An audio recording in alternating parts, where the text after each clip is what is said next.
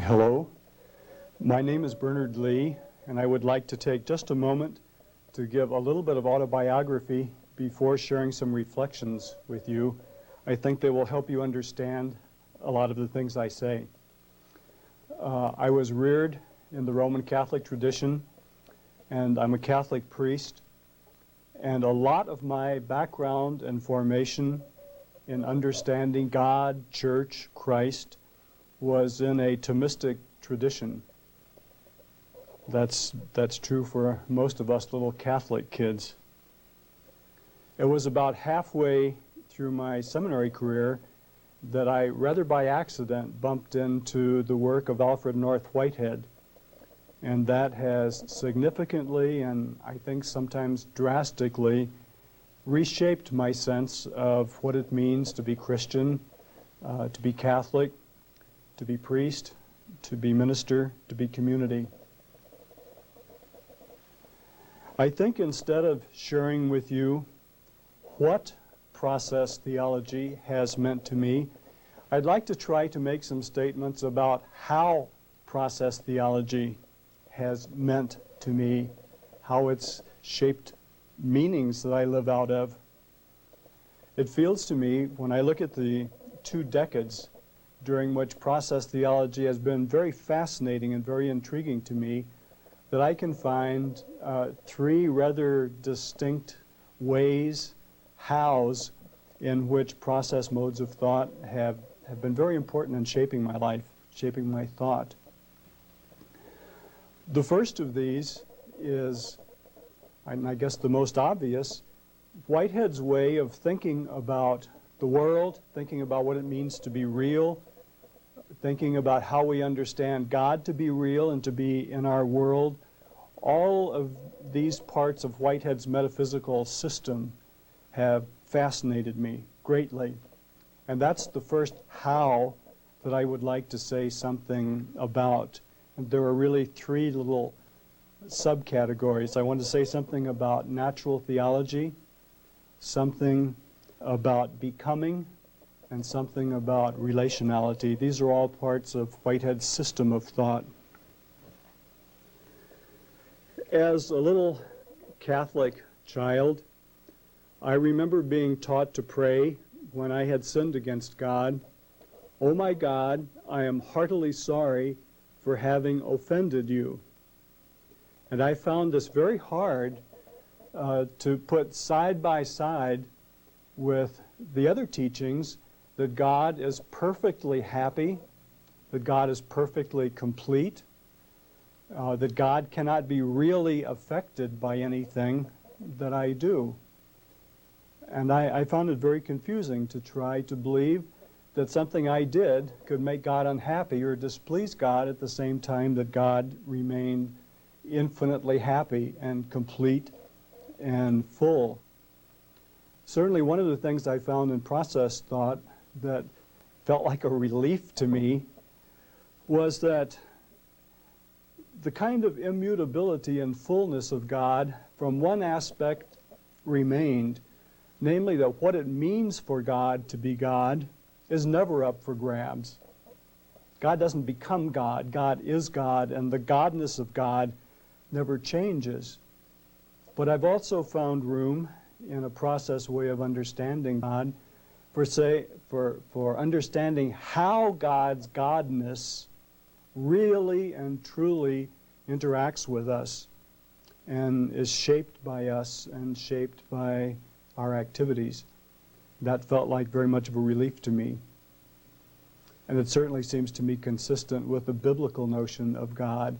Human history is shaping God all the time in the ways that God then interacts back with human history. I also found some problem with 2 other teachings that I had a hard time putting together. One, that God knows everything that will ever happen in the future, which means to me that even now the pattern exists for all future reality. And then to say at the same time, I am free. One of the things that process thought helped me understand, and again, it I think really retrieved some biblical faith for me, is to say God knows the past perfectly, knows the present perfectly, but along with us creates and watches the future unfold. What I learned later that I didn't know then was that underneath all of these statements about God was a presupposition that perfect being cannot change. And so God couldn't get new knowledge. He had to know everything, so he wouldn't be surprised because that would change God. I think what process thought maybe does is, instead of starting with exactly that kind of analysis of the nature of perfect being, at least in Whitehead's thought, I get a feeling that one of the things at stake is perfect caring. How does God care perfectly for the world? Or, in even better language, how does God love perfectly? And perfect love is extremely vulnerable to what is loved, the lives of those loved. The second part of Whitehead's system that intrigued me a lot was his insistence on the becoming of the world. That we are what our decisions make us. For example, I don't think that I am automatically and forever and ever a Christian because of something ontological that happens to my soul when I am baptized. I think something real happens to me, but what happens to me is the fact that I exist in a community and that my becoming is shaped by a Christian community. That's what happens. And if I ever stopped being shaped by the master Christian story, by the master story that this community embodies, if I withdraw from the community and don't let it shape me, then my becoming stops being Christian becoming. And I think at that point, my Christianhood fades away. And the third of the systematic notions of Whitehead that is really precious to me is the notion of relationality. The mystical body doesn't cause us to be connected for the first time. I really understand Whitehead and ecologists and physicists and all kinds of people, social scientists, to be saying today, to be human is to be social. We're already related.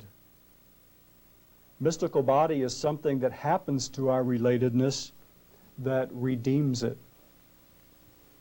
We're already made up out of each other in the ways that we impact on each other's lives. Let me give an example of a place where I find a new appreciation for a ritual. In the wake of the Second Vatican Council, how one enters the Catholic Church, the rites for that entry have been drastically revised. There's something called the rite of Christian initiation for adults. And the really powerful insight in this is that to make somebody be a Catholic, and I know it's true of helping someone be a Christian Methodist or a Christian Baptist or a Christian Lutheran, instruction may play a role, but fundamentally one apprentices one's life to a community of people. And during the course of interacting with a community of people to which one is apprenticed, the identity seeps in. It seeps in slowly. One becomes a Christian through one's relationships. Well, those are examples of what I think I would call maybe stage one of my fascination with process relational modes of thought. Secondly, I really and truly respect and regard Whitehead's passion for being empirical. I think in my earlier fascination, I sort of knew that, but I understood it less. Let me try to say it in a few different ways. This is so obvious, I'm almost embarrassed to say it, but let me give it a try. We live in a world. That's the only place we live. That's the where of us. And I'm in the world in only one way, in and through my body. So that would seem to mean to me that I can have no knowledge of anything except insofar as whatever it is I know makes an appearance in the world in a way that's accessible to my physical being that's right here. Now that sounds pretty obvious, but I don't remember during most of my life of being reminded that theology has to be absolutely tied to immediate lived experience,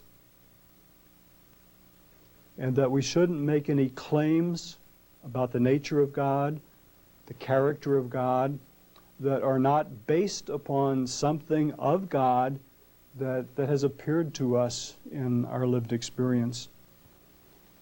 In one of his conversations, recorded in a little collection of dialogues, Whitehead said one time, "God is in the world or nowhere." That's another way of saying it. The only where that I am is in the world, and if God is available to me, God is in this world for me or nowhere for me. That's another way of saying it. One of my colleagues and friends, Father Pete Skonenberg, says it differently. He says that you can always move from the world to God in theological reflection, but it's never valid to try to move from God to the world. The worldly appearances of God are the proper data for experience, for theological reflection. And a little footnote, I think that recognition of the worldliness of God's appearances has really deepened my appreciation for the Hebrew description of God. It's very, very historical.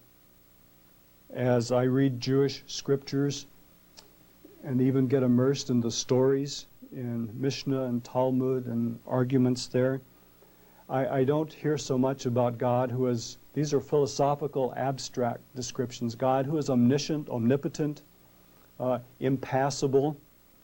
I hear more, I am Yahweh, I am the father of Abraham, that's history. I'm the father of Isaac, that's history. I'm the father of Jacob, that's more history. I led you out of Egypt, more history. I led you across the Red Sea, through the Red Sea. I led you across the desert. I gave you a land flowing with milk and honey. In the kingdom and its fullness, I'll set you down to a banquet. At this banquet, I will give you good food, fine, rich food, God says in Isaiah, and not just decent wine, but fine, strained wine. The ways of talking about God in Hebrew faith are so deeply historical, and what appeals to me is all those ways of naming God evoke the historical events out of which the naming comes. That just has seemed to me to have so much power. So I'd like to name that as the second how of the influence of process theology, process modes of thought on me. A commitment to trying to stay as close as I possibly can to experience and not making any claims that I can't ground someplace in experience. And lastly,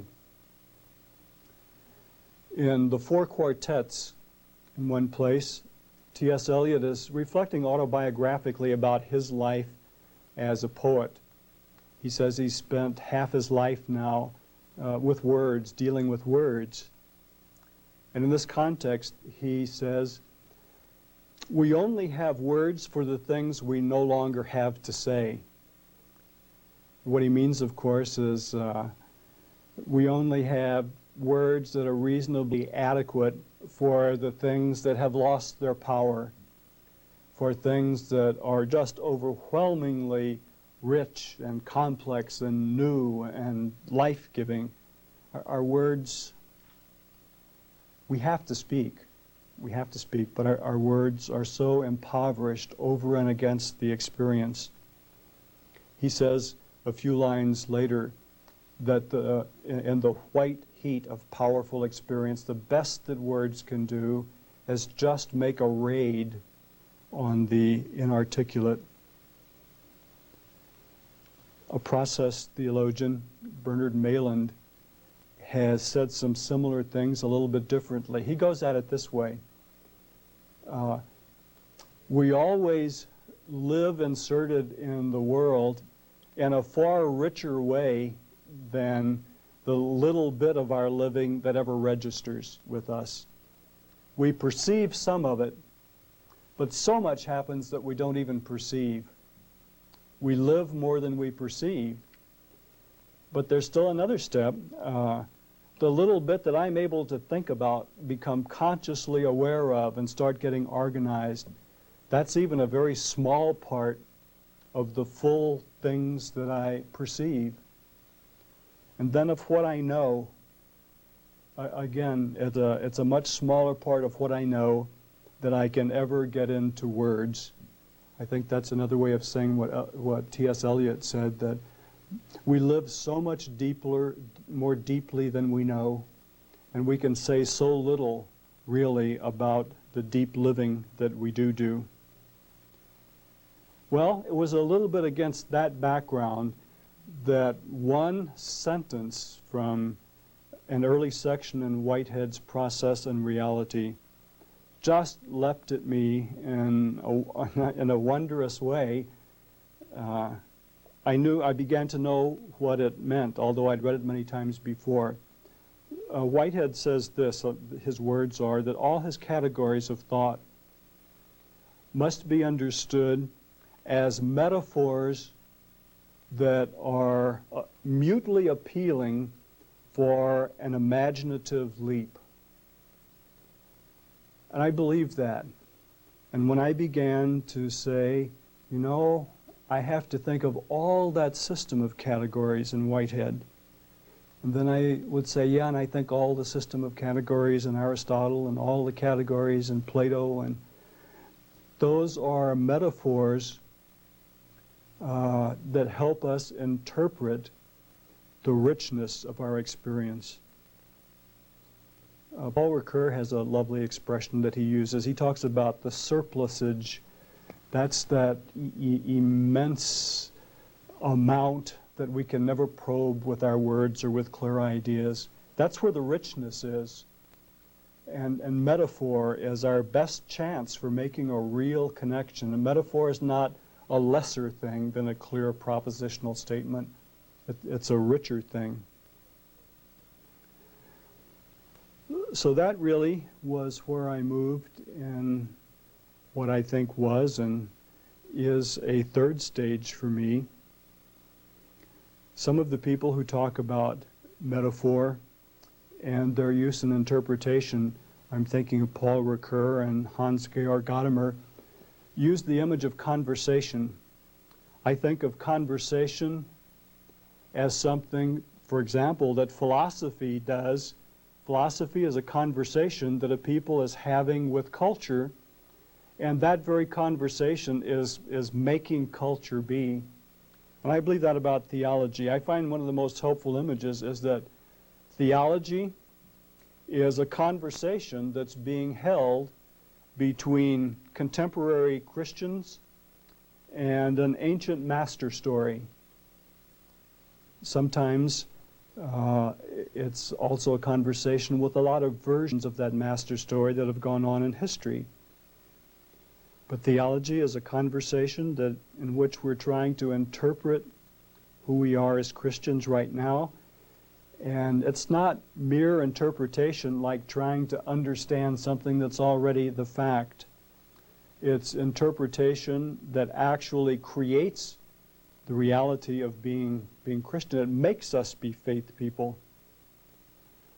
So if my definition of theology, there are a lot of definitions. I'm not saying this is the only one. I think theology is not just a study of what other people have said. Theology is an activity. It's a way of being, a reflective way of being Christian.